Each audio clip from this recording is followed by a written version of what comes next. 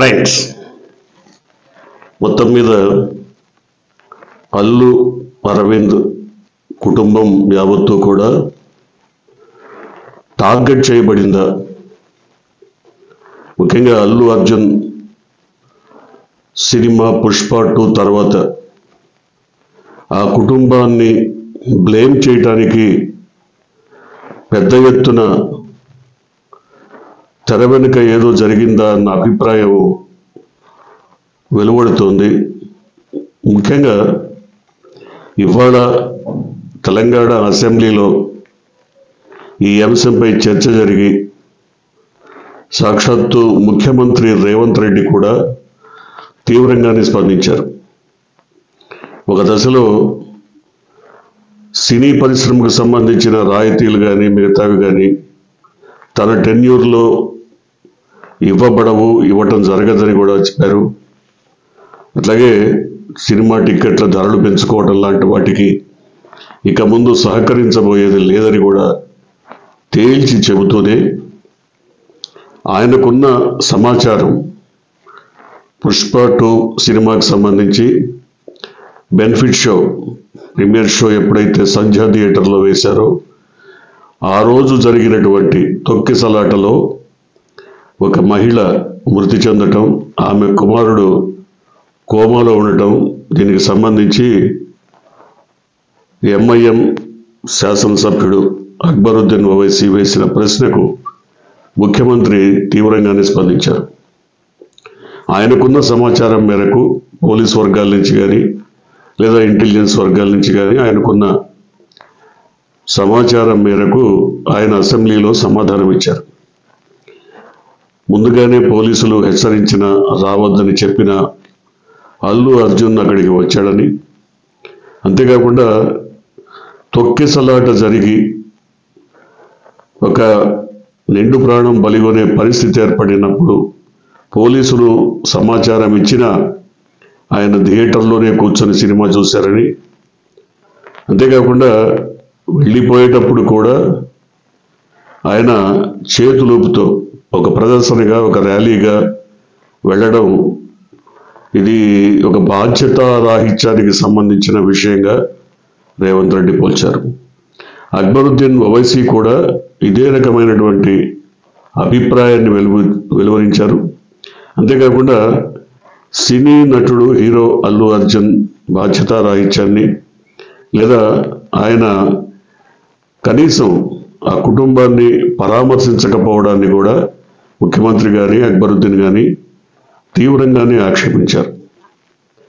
ఆ కుటుంబాన్ని పరామర్శించలేదు, వారిని ఆదుకోవాలని భావించలేదు, ఇలాంటి అభిప్రాయాలను వ్యక్తం చేశారు. సినిమాటోగ్రఫీ మంత్రి కోమటిరెడ్డి వెంకటరెడ్డి కూడా దీని మీద స్పందిస్తూ మరి అల్లు అర్జున్ బాధ్యతారహితంగా వ్యవహరించారని, అంతేకాకుండా ప్రభుత్వ పరంగా తాము చేయాల్సిన సహకారం ఆ కుటుంబానికి అందిస్తామని వెల్లడించారు. అయితే ఈ మొత్తం వ్యవహారం మీడియాలో, ముఖ్యంగా శాసనసభ ప్రత్యక్ష ప్రసారాల ద్వారా మొత్తం ప్రజానీకం అంతా చూసిన తర్వాత అల్లు అర్జున్ కుటుంబం బయటకు వచ్చి మాట్లాడాల్సినటువంటి పరిస్థితి ఏర్పడింది. ఈ విషయాన్నే అల్లు అర్జున్ కానీ ఆయన తండ్రి అరవింద్ కానీ మీడియాకు వెల్లడించారు. రాత్రి పొద్దుపోయిన తర్వాత జరిగినటువంటి మీడియా సమావేశంలో అల్లు అర్జున్ ఒకంత ఆవేదన భరితంగా చలించినట్టుగా కనపడ్డారు. తన పైన తప్పుడు ప్రచారం జరుగుతోంది, మిస్కమ్యూనికేషన్ వల్ల, మిస్ఇన్ఫర్మేషన్ వల్ల, తప్పుడు సమాచారం అందడం వల్ల తన పైన ఈ రకమైనటువంటి వ్యాఖ్యలు చేస్తున్నారని ఆయన ఆవేదన చెందారు. అంతేకాకుండా ఆ కుటుంబానికి సంబంధించి ఎవరైతే మహిళ చనిపోయారో ఆ కుటుంబానికి సంబంధించి తక్షణమే తాను వెళ్ళి పరామర్శించాలని అనుకున్నప్పటికీ మరింత రద్దీ, రగడ, గందరగోళం జరిగేటువంటి పరిస్థితులు ఉన్నాయి కాబట్టి తనను వారించారని, అంతేకాకుండా తన పైన కేసు పెట్టడం జరిగిన విషయం తెలుసుకున్న తర్వాత తన న్యాయవాదులు, తన పక్షాన వాదిస్తున్నటువంటి న్యాయవాదులు అక్కడికి వెళ్ళొద్దని సూచించడంతోనే తాను వెళ్ళలేదని చెప్పారు. అయినప్పటికీ తను వ్యక్తిగతంగాను మైత్రి మూవీస్ పరంగాను ఆ సినిమా తీసినటువంటి నిర్మాతల పరంగాను కొంత ధనాన్ని ఆ కుటుంబం పేరున డిపాజిట్ చేసి వాళ్ళ ఆర్థిక అవసరాలు తీర్చడానికి ప్రయత్నించే విధంగా ఒక యోచన చేశామని, అయితే ఆ విషయాలు వివరాలు తర్వాత వెల్లడిస్తామని చెప్పారు. అంటే అల్లు అరవింద్ కూడా మాట్లాడుతూ తన కుటుంబం తన తండ్రి నుంచి తాను నటుడిగా నిర్మాతగా అనేక రకాలుగా సినిమా రంగంలో పాతుకుపోయి ఉండడం, తన కుమారుడు తన పిల్లలు కూడా సినిమా రంగాన్నే ఆశ్రయించుకొని ఉండడం కేవలం ప్రేక్షక అభిమానుల ఆశీర్వాదం వలనే సాధ్యమైందని చెప్పుకుంటూ అల్లు అర్జున్ గత 15 రోజులుగా అసలు ఇంటి నుంచి బయటికి వెళ్లకుండా ఇంట్లోనే కుమిలిపోతున్నాడని, ఈ దుర్ఘటన ఫలితంగా ఆయన చాలా ఆవేదన చెందాడని చెప్పుకొచ్చారు. అయితే ఈ రకమైనటువంటి మిస్కమ్యూనికేషన్ వల్ల ఇది జరిగిందా, కావాలనే ఈ రకమైన ప్రాపకాండా జరుగుతోందా? ఎందుకంటే ఎక్కడో ఏదో మొత్తం మీద ప్రభుత్వానికి సినిమా పరిశ్రమలోని కొంతమందికి మధ్య సుహృద్భావ సంబంధ బాంధవ్యాలు దెబ్బతిన్నాయని చాలామంది భావిస్తున్నారు. అది ఎందుకు జరిగిందో, ఏ కారణంగా జరిగిందో, గతంలో జగన్మోహన్ రెడ్డి ప్రభుత్వం విషయంలో కూడా ఇలాంటి పరిస్థితులు ఏర్పడ్డాయి. ఆయనకు సినీ పరిశ్రమకు మధ్య ఒక పెద్ద అగాధం ఏర్పడిందని ప్రచారం జరిగింది. అంతేకాకుండా అనేక సందర్భాల్లో కొంతమంది సినీ ప్రముఖులు పనిగట్టుకొని జగన్మోహన్ రెడ్డిని నిందించినటువంటి పరిస్థితి కూడా ఉంది.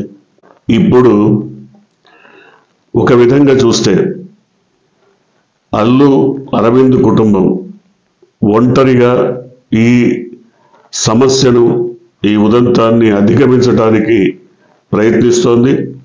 ఆయనకు అత్యంత సన్నిహితులైన కొంతమంది నిర్మాతలు కానీ సినీ రంగ ప్రముఖులు కానీ ఆ కుటుంబానికి అండగా నిలబడ్డారన్నది.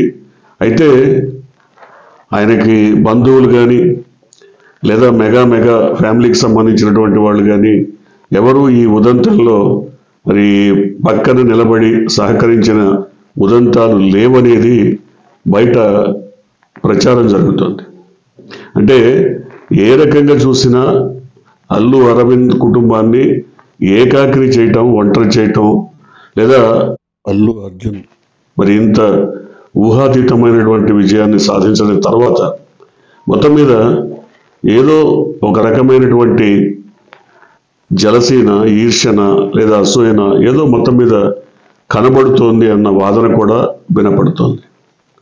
ఏది ఏమైనా ప్రభుత్వ పరంగా ముఖ్యమంత్రి కానీ, మంత్రి కానీ, లేదా శాసనసభ్యుడు అక్బరుద్దీన్ కానీ వాళ్ళ స్పందన అత్యంత సమంజసం కావచ్చు, లేదా వారికి ఉన్న సమాచారం మేరకు వారు మాట్లాడి ఉండవచ్చు.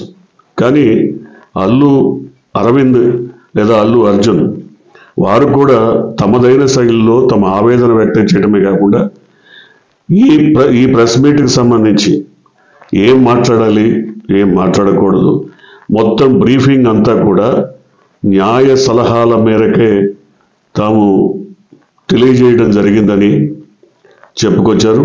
అయితే న్యాయ పరిధి నుంచి బయటికి వచ్చి ఏం మాట్లాడినా, ఏం మాట్లాడాలన్నా ఇబ్బందులు ఎదుర్కోవాల్సిన పరిస్థితులు వస్తాయని న్యాయవాదులు చెప్పడంతో ఎక్కడికెక్కడ సంయమనంతో ఎక్కడికెక్కడ చాలా తక్కువ అంశాలను ప్రస్తావించాల్సిన పరిస్థితి ఏర్పడిందని వారు చెప్పుకొచ్చారు. అయితే నిజానికి మీడియాతో మాట్లాడుతున్న సందర్భంగా అల్లు అర్జున్ కూడా ఒక దశలో భావోద్వేగానికి గురైనారు. ఆయన ఆ ఎమోషన్ని 2-3 సార్లు కంట్రోల్ చేసుకోవడానికి ప్రయత్నించారు. ఏదేమైనప్పటికీ ఇటువంటి దుర్ఘటనలు జరిగినప్పుడు, దురదృష్టకర సంఘటనలు జరిగినప్పుడు అన్ని వర్గాలు లేదా ప్రభుత్వం కూడా కొంత దీనికి సంబంధించి ఈ అంశాన్ని అధిగమించడానికి ఏం చేయాలో ఆ విధంగా సూచనలు సలహాలు ఇవ్వటం చాలా అత్యవసరం. ఎందుకంటే అతను అల్లు అర్జున్ హీరోగా ఒక ఘన విజయాన్ని సాధించి తెలుగువారి కీర్తి ప్రతిష్టలను మరి ప్రపంచవ్యాప్తంగా విశ్వవ్యాప్తంగా గొప్ప నటుడిగా తనను తాను రుజువు చేసుకున్న పరిస్థితుల్లో ప్రభుత్వం కూడా కొంత ఆయనకి ఏం చెయ్యాలి, పోనీ ఉత్తర్వులు ఇవ్వచ్చు, మీరు ఇది చేయండి, ఈ మేరకు సహకరించండి, లేదా మీరు ఈ రకంగా ఆ కుటుంబాన్ని ఆదుకోండి తెలియచెప్పచ్చు.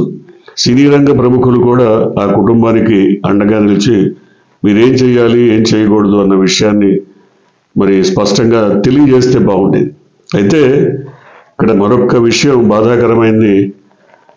ముఖ్యమంత్రి మాట్లాడుతున్నప్పుడు అల్లు అర్జున్కి ఏం కాలు పోయిందా, కన్ను పోయిందా, చెయ్యి ఇరిగిందా, ఏమైందని ఇంతమంది పొలవమంటూ వెళ్ళి ఆయన్ని పరామర్శించారు. పొద్దున అదుపులోకి తీసుకొని రాత్రి ఆయన్ని విడుదల చేశారు. ఈలోపే అర్ధరాత్రి విడుదల చేయమని తన మీద ఒత్తిడి తీసుకొచ్చారు.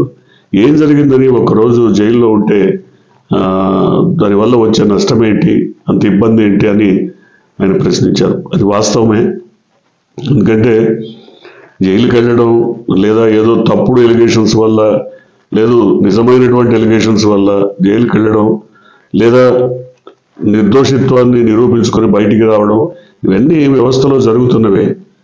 దీనికి ఒక వ్యక్తులు కానీ వ్యవస్థ కానీ ప్రత్యేకంగా నిందించడానికి ఏం లేదు, ఇవన్నీ జరుగుతున్నవే. కాబట్టి సహజంగానే వాళ్ళు అయితే ఇంతకు ముందెప్పుడు ఈ రకమైన పరిస్థితులను ఎదుర్కోలేదు కాబట్టి అల్లు అర్జున్ కానీ అరవింద్ కానీ కొంత కంగారు పడి ఆవేశపడి ఆందోళన చెందుండొచ్చు. నిజానికి ఇట్లాంటి పరిణామాలు వచ్చినప్పుడు ఓర్పు, సహనం, సంయమనం ఇవి చాలా ముఖ్యం. సంయమనంతోనే బయటికి రావాల్సినటువంటి అవసరం ఉంది. ఏది ఏమైనా మొత్తం మీద పుష్ప సినిమా ప్రీమియర్ అంటే బెనిఫిట్ షో సందర్భంగా జరిగిన తొక్కిసలాట వ్యవహారం పెద్ద రాజకీయ దుమారాన్ని రేపుతోంది. మొత్తం మీద రాజకీయ వర్గాల్లో ముఖ్యంగా ఎంఐఎంకు సంబంధించినటువంటి శాసనసభ్యుడు అక్బరుద్దీన్ ఓవైసీ దీన్ని ప్రస్తావించడం వెనుక, అలాగే ముఖ్యమంత్రి కూడా తీవ్రంగా స్పందించి మరి అల్లు అర్జున్కి ఏమైందని అంతగా పరామర్శించాల్సి వచ్చింది. ఆ నిజంగా నష్టపోయినటువంటి కుటుంబాన్ని ఎందుకు ఎవరు పరామర్శించడం లేదని వ్యాఖ్యానించడం.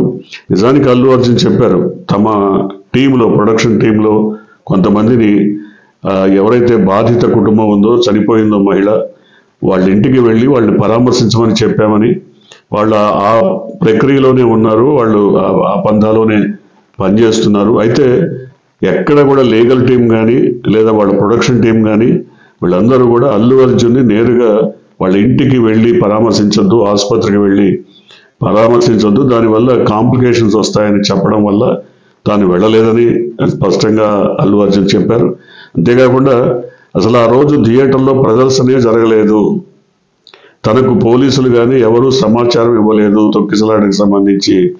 రెండోది, బయటకు వచ్చి నేను ఎక్కడ ప్రదర్శన చేయలేదు, బయట క్రౌడ్ పెరిగిపోయింది, మీరు ఇక్కడ కూర్చోవడం బాగలేదంటే సినిమా మధ్యలోనే బయటకు వచ్చేసాను, తాను కూడా తన పిల్లలు భార్య పిల్లలతో కుటుంబంతో అక్కడికి వెళ్ళాను, కాబట్టి ఈ తొక్కిసలాట పెరిగి ఇబ్బందులు వస్తాయన్న తర్వాత బయటకు వచ్చేసాను, బయట కూడా తాను అహంభావంగా వెళ్ళిపోయానని ప్రేక్షకులు అభిమానులు భావించకుండా బయట వాళ్ళందరికీ కనపడి ముందుకు జరగమని సూచించి వెళ్ళిపోయానని చెప్పుకొచ్చారు.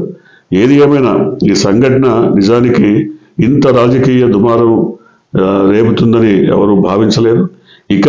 ఇకపైనైనా ఇది సద్దుమణుగుతుందని ఊహించాలి.